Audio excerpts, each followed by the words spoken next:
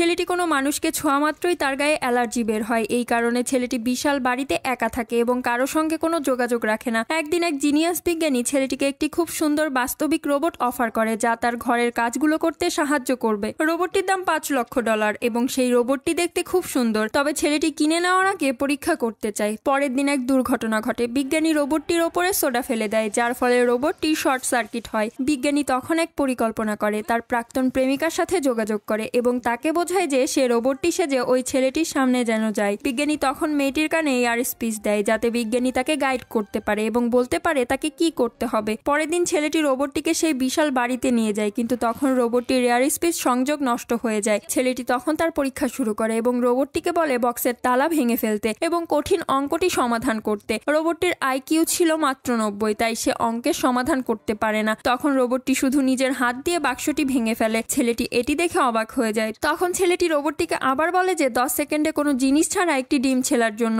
রোবটটি আগে রেস্টুরেন্টে কাজ করেছে, তাই রোবটটি সহজেই কাজটি সম্পন্ন করে ফেলে। এতে ছেলেটি খুবই মুগ্ধ হয়। ছেলেটি তখন রোবটটির স্মার্টনেস এবং ক্রিয়েটিভিটির প্রশংসা করে। রোবটটি এর আগে কখনো কারো দ্বারা স্মার্ট হওয়ার জন্য প্রশংসিত হয়নি, তাই রোবটটি মুচকি হাসি দেয়। পরের ভিডিওটি দেখার জন্য প্লিজ সাবস্ক্রাইব।